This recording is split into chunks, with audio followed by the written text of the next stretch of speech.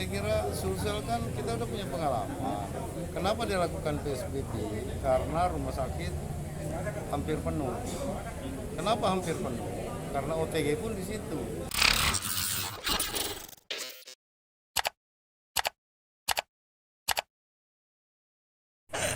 Ya, KPU ya pertama tentu beliau melaporkan berbagai tahapan-tahapan sudah dilakukan. Yang kedua, beliau juga meminta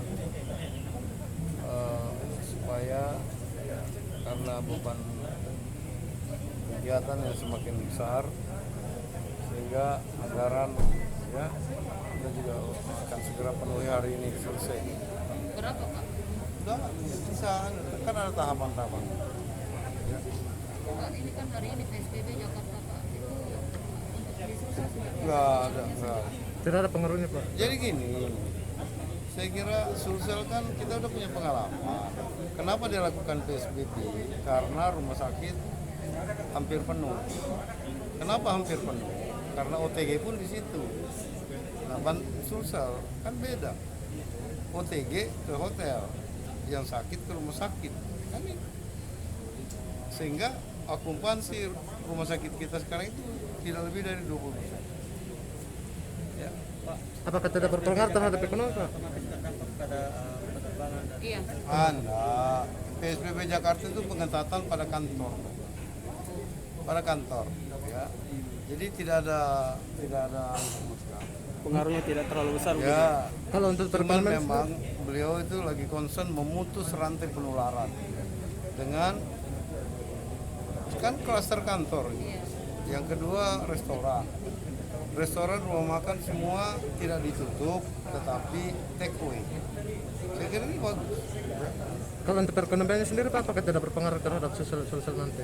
Saya kira tidak terlalu signifikan Tidak lah. signifikan, ya. Karena itu tadi mereka itu memang pengetatan memutus rantai penularan dengan klaster kantor menjadi pusat penularan.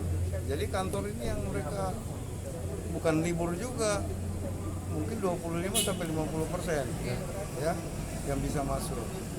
Terus restoran tetap buka tapi take away, tidak boleh makan di sini.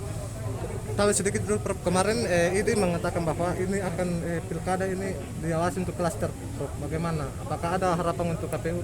Tadi makanya kita udah bicara Bagaimana? KPU supaya karena persoalannya begini di PKPU-nya itu kan tidak disebutkan punishment di situ dan juga tidak mungkin dengan pergub atau pergub. Makanya sekarang kita ingin kesadaran seluruh paslon supaya betul-betul mengikuti protokol kesehatan secara ketat. Jadi dia boleh mengumpulkan tapi jumlah terbatas, tidak lebih dari 50 orang. Terus menggunakan masker, ya, siapin tempat cuci tangan, hand sanitizer, jaga jarak. Nah, nggak ada lagi pengumpulan massa yang begitu besar yang tanpa terkendali, masker pun nggak pakai. Karena kita bisa lihat kan kemarin dampak Makassar naik. Ya alhamdulillah kita terus lakukan tracing kontak lebih kencang, ya testing lebih kencang. Ya tentu hanya ini yang bisa kita lakukan. Pembahasan tentang PJS tadi Baru Pak yang positif narkoba itu bagaimana? Udah, itu kan urusannya partai politik pengusung. Ya, mereka akan membicarakan kembali untuk calon wakil pengganti. terkait PJS juga mungkin dibahas tadi Pak Gus sama Pak. Sudah. PJS kita tinggal tunggu usulan udah sampai di Mendagri. Kita tinggal tunggu keputusan Mendagri.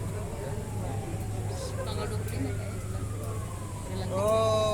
Penetapan 23. 23 penetapan. Siap. Penetapan berarti 24 Sudah ada hasil. Pelantikan gitu Pak. Iya. Makasih Prof. Aman? Makasih Prof.